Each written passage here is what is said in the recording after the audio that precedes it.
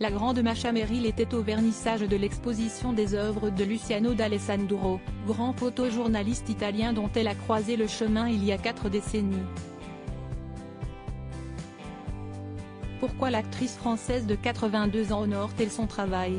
Parce qu'elle est au cœur de ces clichés, il l'a photographiée et l'a sublimée, son visage comme son corps nu, des images qu'elle a découvert beaucoup plus tard et qui l'ont fascinée.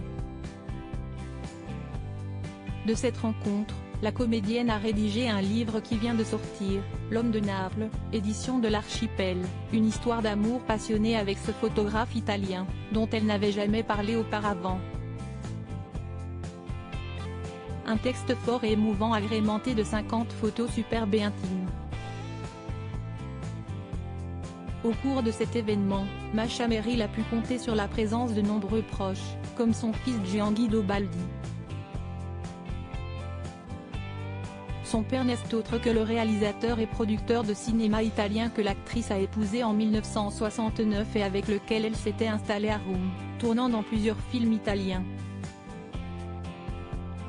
Si elle a divorcé du cinéaste, elle a gardé des liens forts avec son fils né d'une précédente union et l'a adopté légalement, elle qui est devenue stérile après un avortement dans sa jeunesse. Aujourd'hui, les liens sont toujours aussi forts comme le prouvent les images de sa venue au vernissage.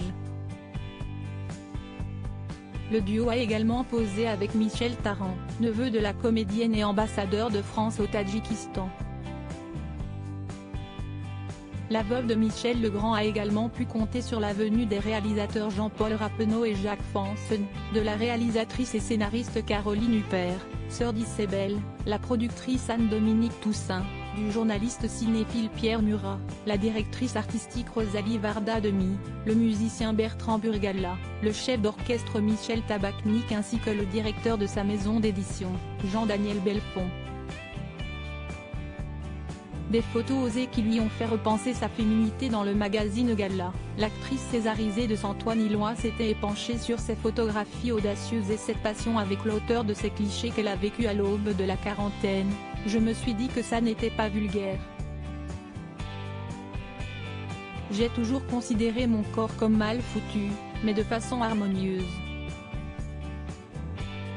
À mon époque, je n'ai pas correspondu au canon de beauté qui célébrait les lianes élancées. J'ai des formes. Ces nus ne sont pas là gratuitement, ils viennent raconter une rencontre à Naples, au début des années 80, avec un homme qui m'a aidé au moment où j'ai repensé ma féminité.